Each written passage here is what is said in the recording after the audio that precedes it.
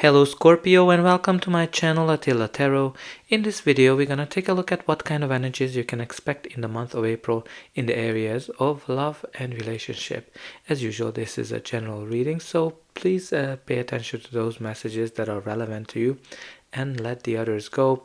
But let's get started. First we're going to start with your Rose Oracle card. For you, the card that came up was Open. Say yes, expand through the extremes, trust life. So this is kind of an indication that you might have been going through a big challenge of your life, because you need to keep your heart open through the extremes. So obviously, we go through highs and lows in our life. Certain things, like certain feelings, are very ecstatic. Sometimes we feel agony, joy, grief, love, and loss. And it's very important that it's not easy to bypass those feelings, those hurts. But this card is kind of telling you that you need to be open. You need to be open for the full experience of joy. And when you look at a rose, it goes through various cycles every year: the hibernation, the bloom, and it doesn't let all of those to kind of dictate. It always kind of goes with full energy into it. So this is kind of like very important that you are that you're not closing your heart. You're not shutting down because of the pain is too much. It's important that you keep your heart open, no matter how hard it is. Right? You kind of have here that you're going through extremes, and you need to trust life as well. So let's see what the tarot is telling us. In the center of your reading, you do have the Nine of Cups. The Nine of Cups is the card of joy, celebration, happiness, and also the card of wish fulfillment. So this is this euphoric feeling that you feel when when you are very happy, when you're very excited about. Look how she is jumping from joy, because she is getting her wish fulfilled. So some of you kind of going through some very happy times. Some of you are getting your wish fulfilled, or some of you just kind of experiencing this we talked about the highs and lows, and this is definitely talking about the highs. Now, with the Nine of Cups, although it's a very positive card, it's also important to kind of call attention that sometimes it can be going into the extremes of the joy. So sometimes you need to kind of balance that when this card is coming out. But this is a great start because it is in the center of your reading. The first card we have here is the Hierophant. The Hierophant, which is a very traditional card. This is our belief system. This is our connection to the heavens. And this is also the card of traditions and traditional values. Generally, it represents what we learned, what we know. And it is also a card that's kind of connected to marriage. So whenever this card comes up, if you're single, you can definitely expect a serious relationship that based on similar values come into your life. Or if you are already in a relationship, this might be an indication that there's some kind of a marriage in question, or some kind of a commitment of some sort, because this is traditionally the marriage card in the tarot. And the next card we have here is the High Priestess. The High Priestess is the female counterpart of the Hierophant. She is somebody who's very intuitive. She's listening to her inner guidance, her inner voice, and kind of follows her heart as well from that perspective. She can be also somebody who's very quiet, somebody who doesn't say a lot, but deep inside she's very lusty. And there's kind of quite a lusty feeling here with the High Priestess and the combination of the Nine of Cups.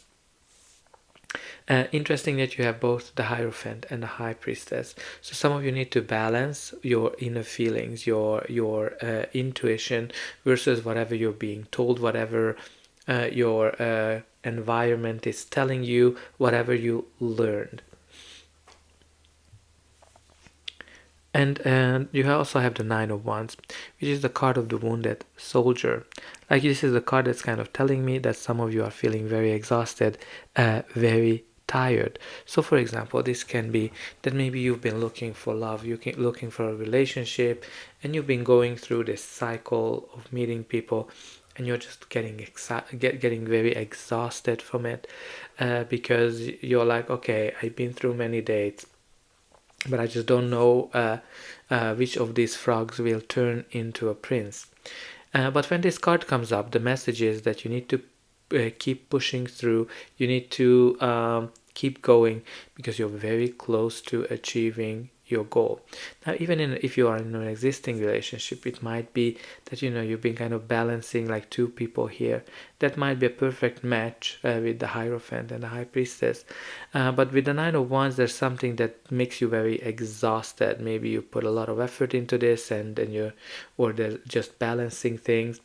Again, like you kind of have here this card that talks about extremes, and maybe those are the things that are exhausting you as well. That sometimes you're feeling high, sometimes you're feeling low. But whatever you're working with the Nine of Wands, you just need to keep pushing through. You've been here, you know how to get through this, and you're going to be able to achieve whatever you are trying to. Like, this is connected to your wish fulfillment. Your wish fulfillment is very close. And you also had the Ace of Wands, which is a beautiful energy of a new start, a new beginning, a new chapter in your life, something that starts with a spark but can turn into a big flame. This can be definitely an adventure, some kind of an adventurous relationship, maybe a booty call, who knows, but because there's kind of lots of fun and adventure part here, with the Ace of Wands, with the Nine of Cups and the High Priestess. There's definitely some lot of fun going on here, but this can turn into something big. Like, this has the potential to turn into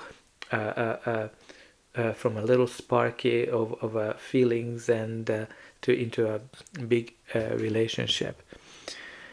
And the next card we have here is the Eight of Cups. So Eight of Cups is the card of walking away from something. Like, you can kind of see that you are turning your back to something that's no longer serving you, something that was dear to you, something that was great for you, but you don't feel it anymore. Now, some of you are leaving solitude behind. Some of you are leaving a partner, a situation behind that's no longer serving you, and you are in the pursuit of your true happiness, of your Nine of Cups, which practically you have it here, right? You're going from Eight of Cups to the Nine of Cups. But let's see what's going to be the final outcome of this reading. But before that, please don't forget to like, share, and subscribe. That's an indication that the reading helped you, and you can also help me to grow the channel to make sure that the message gets out to those who need it the most. And for you, it is only costing a push of a button. So I hope that you already pushed those like and subscribe buttons, and I'm always very excited to read in the comment how this reading is resonating with you. So you also have the in the future outcome, the King of Cups. King of Cups is can be a person, your energy, or just the energy of the card. So this is somebody who's very grounded. Like, you can kind of see how he's sitting, and it's very important that both of these people are sitting in the same position of meditating, of downloading things from the heavens. So maybe some of you are meditating, some of you are trying to connect with the universe, because when you have the High Priestess and the Hierophant, it can be also an indication of going through some journey where you are learning things, a spiritual journey of some sort. But when you have the King of Cups is somebody who is leading from his heart, somebody who is who can anticipate his feelings, other people's feelings as well. And this is the person who's very loving, very caring, but he is somebody who's very balanced, as I said, because he thinks as well, and he doesn't let his thoughts to overwhelm him. This is somebody who is very stable, as I said. Like, even in the midst of the biggest waves, he's very stable. This can be an indication that maybe you've been very stable throughout this situation, these ups and downs of the highs and lows. And again, it can be somebody as well who might be helping you, like a teacher, a mentor, that will help you to kind of get through some difficult situations. And the next card we have here is the Five of Cups, which I'm not surprised because this is the card of the grief. This is the card of the loss when you are thinking about things that you've been through, things that didn't go well, previous breakups, when those kind of keep creeping back. And when you look at the first card, it kind of talks about say yes, expand through the extremes, and trust life. And this is what this card is talking about, right? When you look at it, that this is the highs, this is the lows, and this is also being exhausted, but kind of enjoying some of those excitement as well. So there's definitely ups and downs.